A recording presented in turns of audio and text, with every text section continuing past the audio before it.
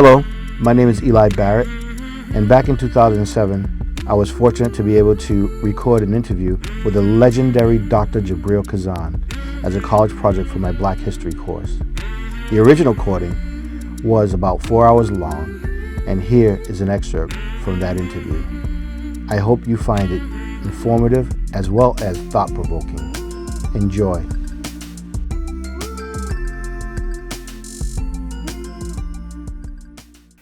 My birth name is Ezell Blair Jr. In 1970, I changed my name legally in the probate court in New Bedford, Massachusetts, Bristol County, to Jibreel A.A.K Khazan. I usually use the name Jibreel A.A.K Khazan. In 1991, I received an honorary doctorate degree in humanities from North Carolina State, A&T University in Greensboro, North Carolina, for my work in civil and human rights. Really, there's no school that teaches how to be free in a nation, or how to free 33 million people, basically people African, European, and Asiatic descent, of which we are blending up.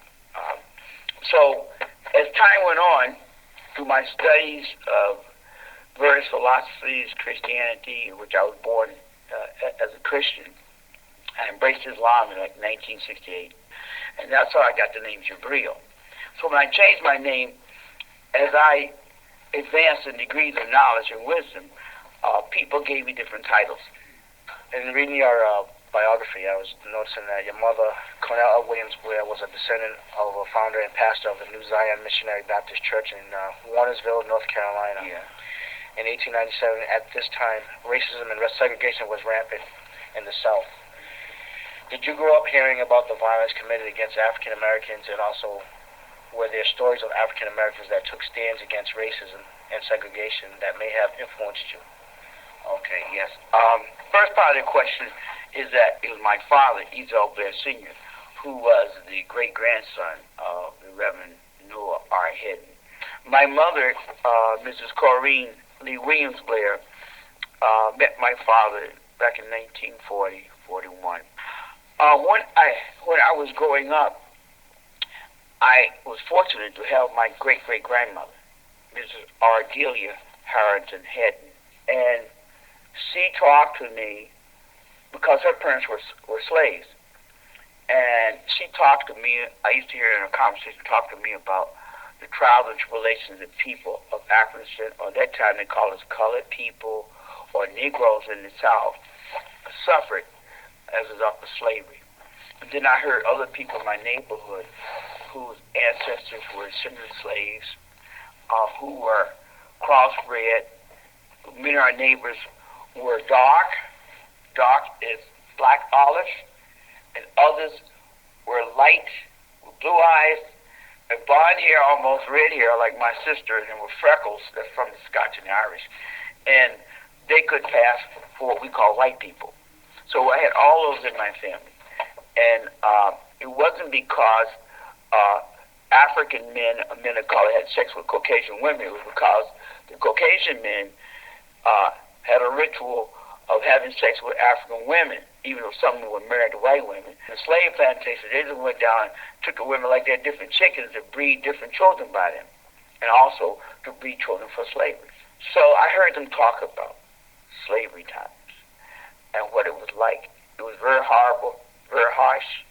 You had groups like the Ku Klux Klan, which was a predominantly white or Caucasian group. Many of them were poor white people, many of them were rich white people who joined this organization back in the 1800s.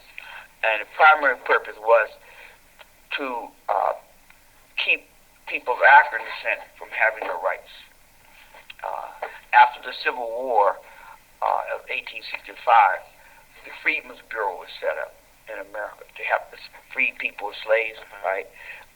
South, west, as well as north. And Frederick Douglass, who wants to live in New Bedford, helped form that organization. And to have the people who ex-slaves get on their feet so they could be on an equal level. They were given the right to vote in many of the southern states, which a lot of the whites did not like. they could run for office. In many states where the African peoples or their descendants outnumbered white people, right? They were the chairman of school committees, boards. Many of them were in state legislatures like in Alabama, Mississippi, Louisiana, South Carolina, Georgia, North Carolina, right? And they thought at the time that they were about to be considered given equal rights to be equal citizens in America. But that was only to last for about 10 years, like from 1865 to about 1875. After that, it's a shame that a lot of the African Americans don't know that a lot of blacks in that time were actually congressmen, mayors, sheriffs. Yeah, they were, and they call it movement in American history, the Reconstruction movement. To try to right the wrong that was done to citizens who were slaves, Native Americans and others. And that's what many of our, the schools, college schools, or Negro schools are set up to teach people skills such as farming, carpentry, bricklaying, metalwork, because the African slaves primarily were the people who did the work to build the cities in the South. New Orleans, Atlanta, Savannah, Georgia, they were the master craftsmen. Booker T. Washington himself, in New Bedford, Massachusetts, where you have people of Spanish descent, Latino descent, Portuguese descent, or Cape Verdean, the breeding was the same.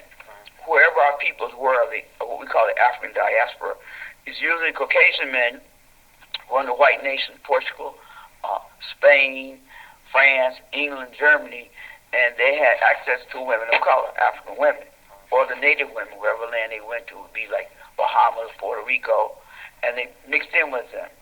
And depending on who controlled your family or your people, we took on those names. You know, there may be Spanish names, Portuguese names, Juan for John, Brito, which may come from the word Brit, which means covenant in Hebrew.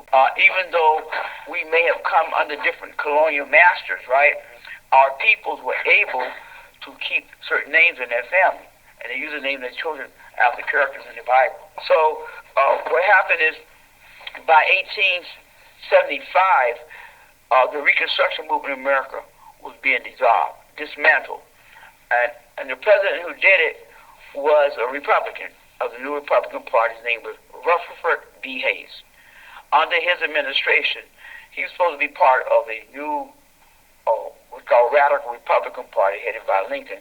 But in his office, he began to take away the federal troops in the South, which helped our peoples who were just freed from slavery get their rights. The Freedmen's Bureau began to cut the money to the people so they could get on their feet, to get homes, buy land, have agriculture. And also, without that protection, then you had the races still there, slaveholders still there. And so our peoples who live in the South, predominantly out west, they began to have night riders in the white community, like the Ku Klux Klan and others, to commit terror against these people. We're talking about terrorism now because we're in the 21st century. The original terrorists were the ones who put 20 million people in slavery from Africa. Yeah. I don't care whatever their names, what nation they came from. They were able to do this. You might want to read a book, a reference book called Guns, Germs, and Steel by Jared, J-A-R-E-D, Diamond. It tells you how the Western people and their civilization were able to conquer the world. You know, through guns, because they had the power. That's how you're able to make people slaves. There's an old saying, by the gun, the West was won. The West was won by the power of the gun. One person with one gun can terrorize 100 people. It's true. You see, because we're not taught how to defend ourselves. So this is what happened to the freed slaves movement for freedom in America in the 1800s. It was stopped deliberately because the capitalists, and I'm about to say the capitalists because we were brought here to form the basis of the capitalist economic system in a wilderness, what white people in English terms would call a wilderness. Now I'm using terms which are not standard English because I researched this. I'm using terms also which I grew up in America because my people's native tongues were erased in slavery. See, to make a slave, you take intelligent people. You don't take ignorant people making slaves. In the building of America, the Caucasian people, the Greeks and the Romans and others who knew the greatness of Africans, right, and who got their ideas even from the church, the Catholic Church came from Africa. So that's why our people were brought here in slavery. And they wanted people who had skills. Where did they take them from? Cape Verde River, Senegambia, Guinea-Bissau. Why? Because these people were the masters of growing rice, masters of growing cotton. No one could beat them at this, not even the Chinese. Ivory Coast, you see. Okay. All right, I'm just going to get back to growing up in Greensboro, North Carolina. Yes, sir. In public school in Greensboro, North Carolina, you were a member of the Crown and Scepter Club and National Honor Society. What was the Crown and Scepter Club, and how did it influence you? Or did it influence your thinking pertaining to the events that were occurring at the time, which is racism and segregation of blacks? Well, first of all, we went to segregated school system. White kids or Caucasian children went to one school system, we went to another. Many times we passed white schools like about 3 or 4 blocks from our house, but we're not allowed to go to school there, all right, because of the racist segregation system. As a kid, I was fortunate enough to have my great-great-grandmother with me to take care of my 2 sisters and I, when my parents were going to work. I was fortunate to have my mother and father together there in the evening, and my father was blessed to be a teacher, but he was a kid who was fortunate enough to get skills taught to him by a Caucasian man. We call him Uncle Robert Ingram. So when my father was 13, this man took my father, Ezell Blair Jr., out as an apprentice and taught him to be a roofer. See, we must understand that all Caucasian people were bad people. Getting back to what you're saying to me, the Crown and Scepter Club was one of the honor societies that they had in the public school, both white schools and colored schools, for children in my high school who were doing like D and A work. I was fortunate enough to be a member of the Crown and Scepter Club. I was inducted when I was in the 11th grade. Now, the next honor society, the highest one, is called the National Honor Society. It's called NHS. I happen to be a member of that my senior year. It's based not only upon your grades, but your activities in the school. I was on the student council representative. I think the monitor of the hall. At that time, I was president of the marching band. I like music. I was also a member of the NAACP youth group in my community, which a lot of people were fighting to become a member of, because my father was a member of the NAACP board of directors in Greensboro. So do you think that it influenced you in your walk as far as enlightenment? Yes, it did. So not only did it help you with your search of enlightenment, with the education and stuff like that, but what about the events that were occurring as far as like the racism and the segregation of blacks at that time? What did that society or that Black National Honor Society take? Okay. They were basically organizations that centered in our school. Mm-hmm. They encouraged us to be good citizens, seek equal rights for everybody. See, our teachers, we had an advantage, even though we had a disadvantage. Our schools were racially segregated. Generally, we didn't receive the same money that the predominant white schools received. The teachers had lower salaries than the white teachers had. We usually got the second-hand books that came from the predominant white schools. A lot of them were outdated, but they would sit down to the colored schools. As a youth, were you active in church and community organizations? You named the NAACP, YMCA, Boy Scouts, and CORE. What is CORE? CORE means the Congress of Racial Equality. The Congress of Racial Equality was founded back in the 1940s, I believe, by one or two Caucasian people, one named Mr. James Peck, who unfortunately died from injuries when he was on a bus ride from, I think, New York down to Alabama back in 1961. He didn't die then, but he died maybe about 7 or 8 years ago. He was out, I think, in Minnesota.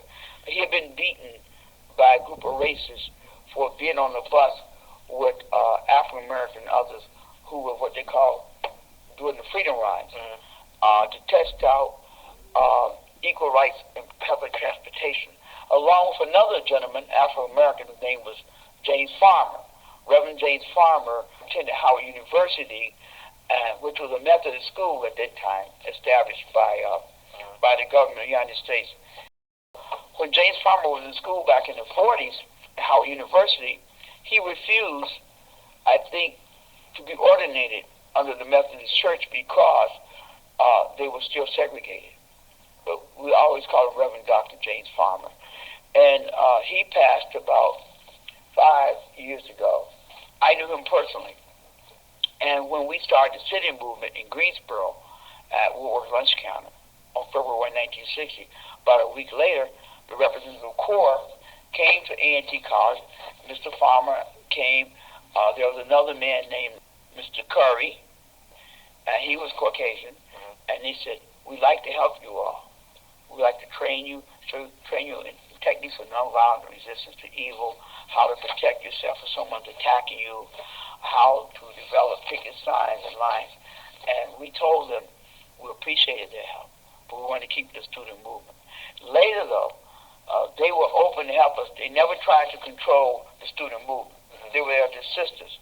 Unlike the NAACP headed by Mr. Ward Wilkins at the time, their concept was, if you go in our name, we will support you, because they wanted the money from the donations people gave in. And even though we're members of the NCB Youth Group, while the NAACP supports civil rights, they would not support us unless we went in their name. It was read out loud. You can imagine. We said, "What?" And a couple of white kids said, "You see that? Your own nigger leaders don't support you." But anyway, getting back to your question now, CORE was, out of all the civil rights organizations, Congress of Racial Equality selflessly helped any student or adults who wanted to organize nonviolent movement against racism or anything else. Now, Congress of Racial Equality were formed by members of, a lot of people who were members of the Fellowship of Reconciliation, which is in Nyack, New York. And the Fellowship of Reconciliation were people who were pacifists. That's what Jane Peck was. That's what Reverend Farmer was, and many other members. His name was Gordon Curry, Gordon Curry, Carey. That was the name of the man instead of John Curry. Gordon Curry instead of Jim Curry. Gordon Curry and others came out of that movement. A lot of people were former labor, members of the labor movement in the country, AFL-CIO. A lot of people were pacifists, they didn't believe in war. They were against the wars the United States were involved in. Some of them, they had seen that a socialist society economically may be better for all than capitalism, where few control everything, all the wealth, and which formed the basis of our system today. So were these affiliates of CORE or members? A lot of them were members of CORE. They founded the Congress of Racial Equality because they wanted to go to another level. Some of these people were also students of Mahatma Gandhi. They had gone to India and South Africa when Gandhi, they're organizing nonviolent protests against racism in South Africa, and in the independence movement from Britain and India. You know, so some of them had studied directly under Gandhi, and so that is how I had the opportunity to be a part of this movement. In the summer of 1960, when the college students went home, the Congress of Racial Equality came to Greensboro, North Carolina. Mr. Farmer came. No bodyguards. I mean, not disrespecting Dr. Martin Luther King Jr. and the Southern Christian Leadership Conference, but CORE was more ready and to help anybody, whether you were with their movement or not. All right, and that's why I put him as a top leader when it comes to training people in nonviolence resistance tactics. Now, the CORE today that you see on television, whose chairman is Niger, I can't think of his last name, CORE was hijacked as an organization back around 65 when the Black Power movement came into existence. My personal friend and mentor, attorney Floyd B. McKenzie from Durham, North Carolina, who was the attorney for the NAACP in 1960 for the state of North Carolina, who supported our sit-in movement. He later on left NAACP because of their policies. The national director of the NAACP, World Workers and others, wanted to control this movement that started in Greensboro, which spread throughout the country like wildfire. Over 250 cities in America in the 60s, over 400 demonstrations. All right? They wanted to squash this. And even a lot of historians don't want to recognize what I have on my paper here. I go to colleges and speak. They don't want to give me my title. They just call me Jibreel Khazan. Even though I had the title Dr. Jibreel Khazan. The world of academia don't want to call me Dr. Jibreel Khazan, which means I'm on the same level that they are. Even though I didn't go to Harvard and get my PhD there. But I asked them this. What school teaches a course how to free 33 million people under the yoke of capitalism or oppression? I haven't found a school yet in America that teaches that anywhere else in the world. All right? And I'm not a communist. And I'm not a socialist. And I'm not a capitalist. I like to think that I'm a Phi Beta capitalist. Got it? Yeah. Based upon knowledge and wisdom. Right. So, Floyd McKenzie was the president. He was leading the March on Washington. You see his picture along with Dr. King at the March on Washington 1963. But when the Black Power movement came to existence, Floyd McKenzie, leaving the NAACP, he became the head of CORE. All right? But Roy Ennis, who was a Pan-African nationalist from the West Indies, he became a member of CORE, but his policy was to grab control of CORE and make it into his type of organization, Pan-African organization. And he discouraged white people's participation in it. All right? And what happened now, he's turning it over to his son. Now, Congress of Racial Equality now dealing with violence in countries. They have a branch in South Korea. So maybe this is another avenue for CORE because he made CORE international. All right.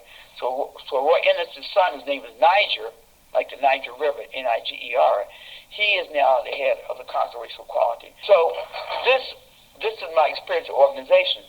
I'm a life member of the NAACP, National Association for the Advancement of Colored People, given to me a year ago in 2006 by the New Bedford chapter of the NAACP, headed by Mr. Lee Charlton, bless his soul, and his wife Frances Charlton.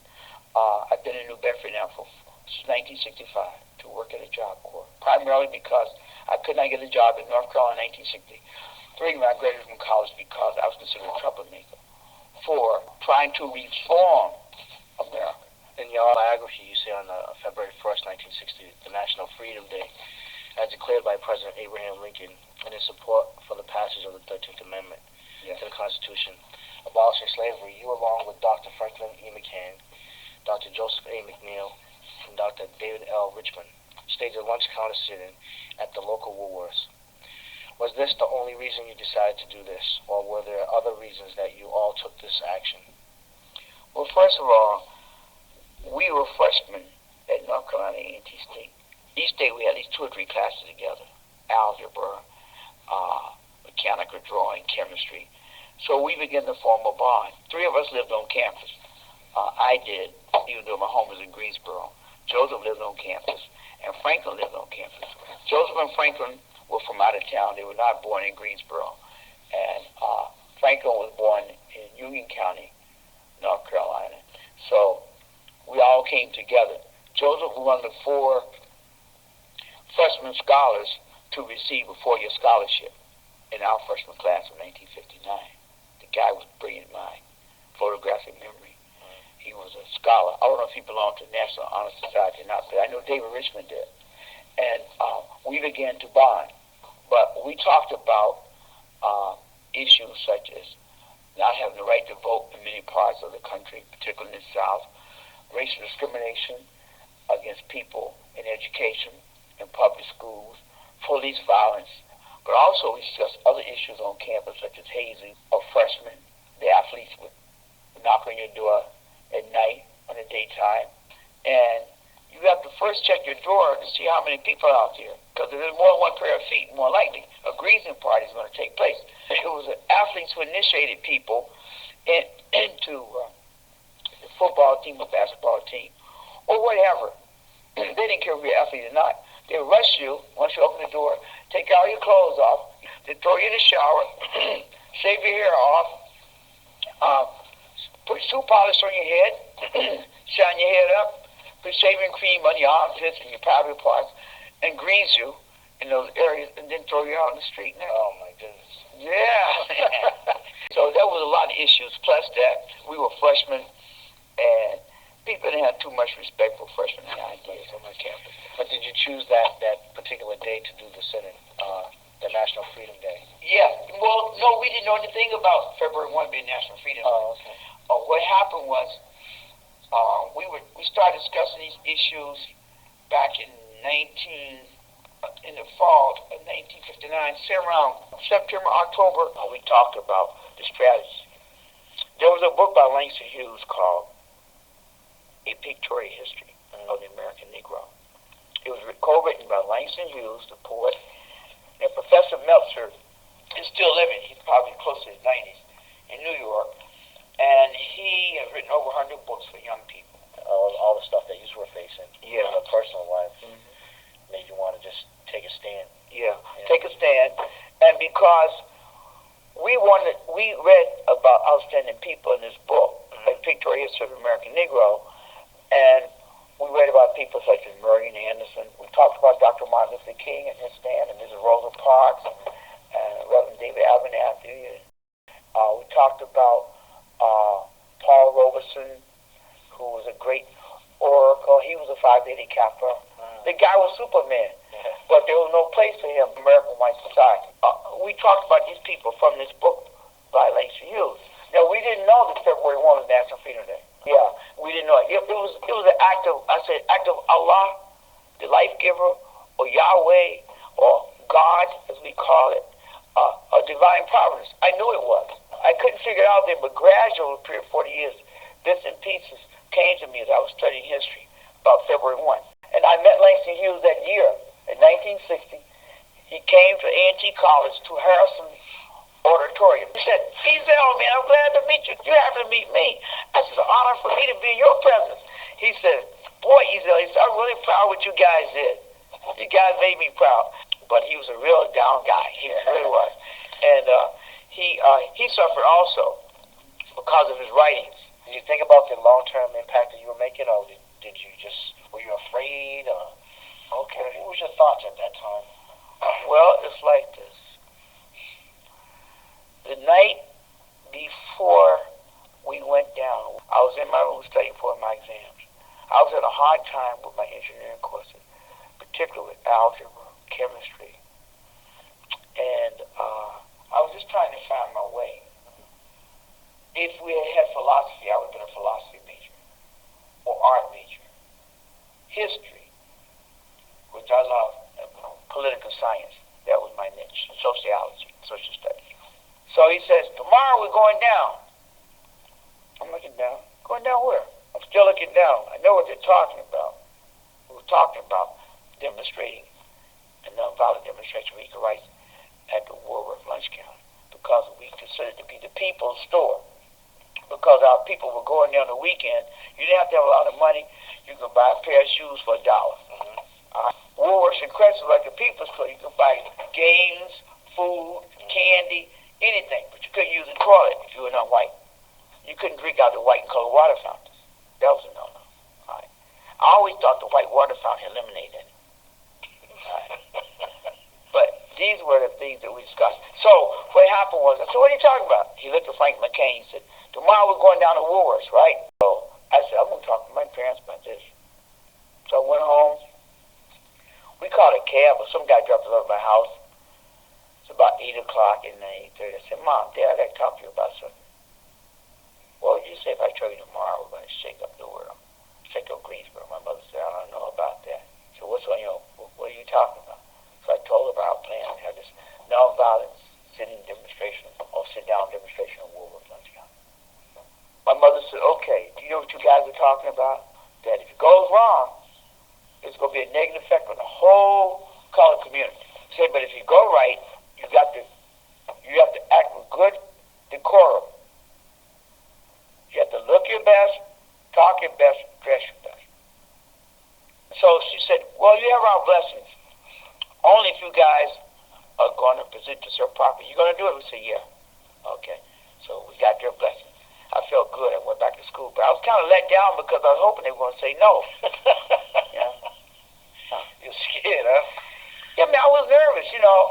People understand that, you know. We were crossing customs. Yeah. Customs and traditions can be worse than laws because you can't see the invisible barrier there. Exactly. You know, you walk in a place or you say and do something, you're dead. Your family's gone. You go to take them to jail, they may beat you half to death before you get to the police. Nobody wanted to go to jail. And nobody wanted to see the black Mariah, that's what they call it, police wagon, coming to get you. Be it a white policeman or colored policeman. You figure if the colored policeman come and get you, you may have a chance, but they may take it out on you too. So when we came back to campus that night, I didn't sleep a wink at all that night, like the song says. I was tossing and turning, thinking about all kinds of things that could be happening. But I said a prayer, I said, Lord, I'm sorry I cheated on my Sunday school dues. I didn't mean to spend a dime, you know. You know, they're supposed to go to the church. If you spare me, I'll make up for all those things I did. So that's what happened. Went downtown today. We said a prayer. We walked downtown East Market Street, on West Market Street toward East Market Street. And before we got downtown, we stopped at the store of Mr. Ralph Johns. He was classified as a white merchant. He was an Arab American who was a Christian. He was a philanthropist. He was always helping people. He was bigger than life. He would crash the gate, get autographs from baseball players and everything. And he had life-size pictures of Jackie Robinson in his store. He had a life-size picture of himself dressed in Arab clothing as the Sheikh of Arabi, you know. And he was an actor. He came to Greensboro in 1948 and established his clothing store. You know, everybody thought Ralph was Jewish. He was always giving things. He was on the board of directors of the NACP. So just talk about when you stopped there. Well, tell me what you were going to do. Well, see, I had told Joe back in November, December of '59 about Ralph John's store because Joseph was looking for a job part-time. And so he went in there and met Ralph. All right? So evidently, Joe talked to Ralph about the idea. Because I walked in there, Ralph said, you brought some other guys with you. What does Ralph know about this? I didn't know Ralph knew about this. Joseph didn't say anything. Franklin didn't say anything. And Ralph said, you know, so you boys are going to go and sit down at Woolworth. He said, I want you boys, don't forget when you go down there, to go to the merchandise counter, purchase an article, keep your receipt, and when you go to the lunch counter and ask for service at the racially segregated lunch counter, and they don't want to serve you, say, I beg to disagree with you. We said it to the clerk. You service at the merchandise counter, why don't you service at the sit-in counter? And so, when we left Woolworth, they closed the store early today at 4:30. And we were met outside by a reporter named Mr. Jack Mobus. He's the one who took those pictures of us that you see us coming out the lunch counter.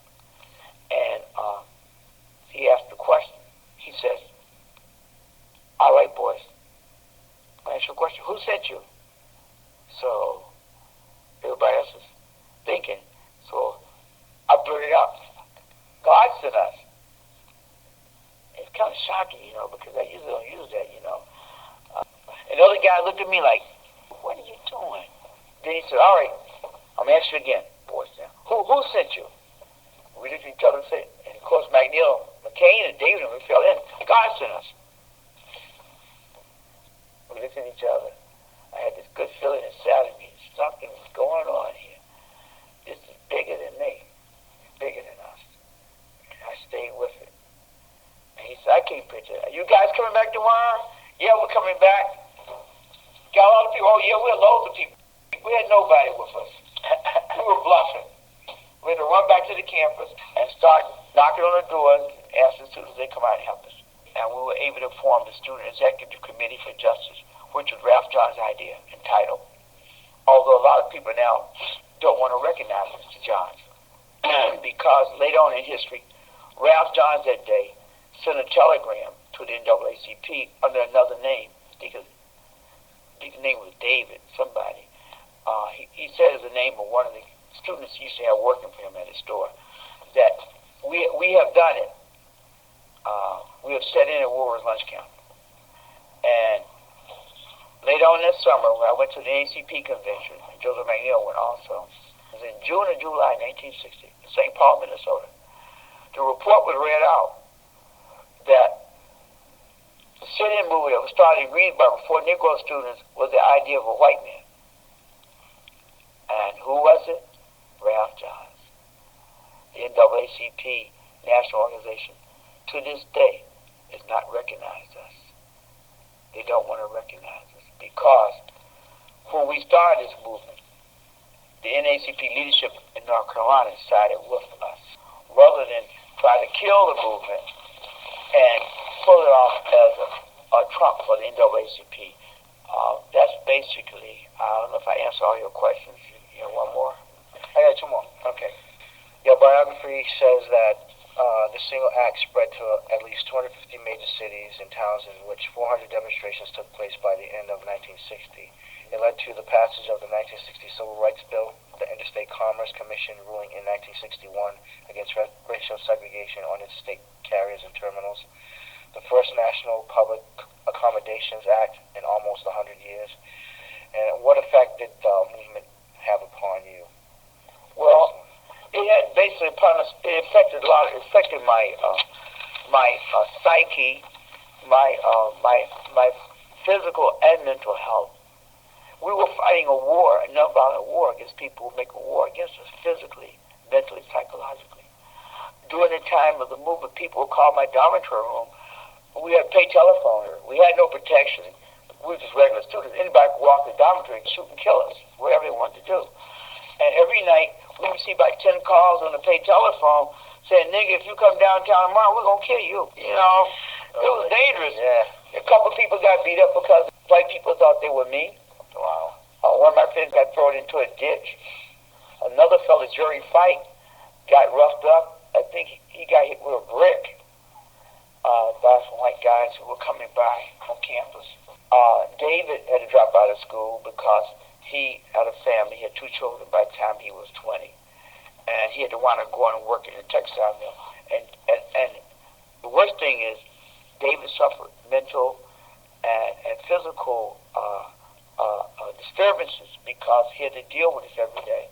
And a lot of the people, there were some Negroes in the community that said, "Yeah, you're famous. How come you ain't got no money?" They were given that treatment, some of our own. Then, after the spring break, we lost most of our followers. And so, all this, plus I had to go home, see. The reason why I wasn't interested necessarily in having to sit in with these 2 guys, McCain and McNeil, was because my name was on the line. My family was on the line in Greensboro. I needed a break. I didn't get a chance to take a rest from this whole time I was in school for 4 years. So I stayed at home my sophomore, my junior year, to get my health back on kill.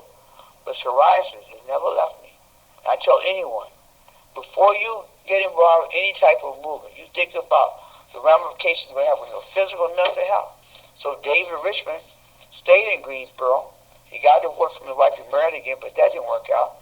And David began to abuse himself, and he died in 1890. This is what it had an effect on all of us in its various ways. The other question was, did you ever meet Dr. King or members of the Southern Christian Leadership Conference? I did. I met Dr. King.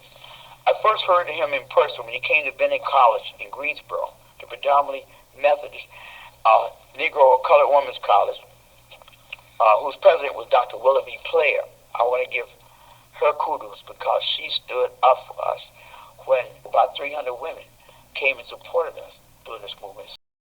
So I met Dr. King. Dr. King spoke at the college, at Bennett College in Greensboro, because A&T was a state-supported college. They would let him come to speak to us there. So no school would let him come in and speak, and there was no church big enough for him.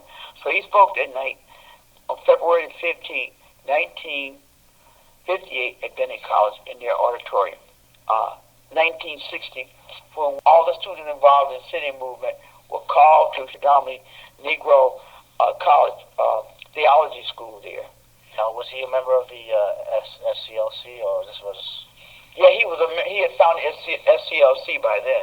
But the issue was, none of the civil rights leaders then, or organization, could come up with the formula to get the youth involved. The Greensboro movement is the only movement of its type in the 20th century, initiated, organized, and led by students, and students of color, that went nationwide, that changed radically or reformed the cultural, social mores, and legislative laws in this country to improve the rights for all Americans for the decade of 1960. I hope that after watching this, you stop to consider the sacrifices of everyone who fought for social justice in this country. The freedoms that we enjoy today started with people just like you and me, and the fight is not over. There are forces at hand that continue to try to erase our contributions in history and the battle for equality. I want to thank Dr. Jibreel A.A.K. Khazan for that interview, and I hope that you got a good glimpse into what it was like in the sit-in movements started by the Greensboro Four.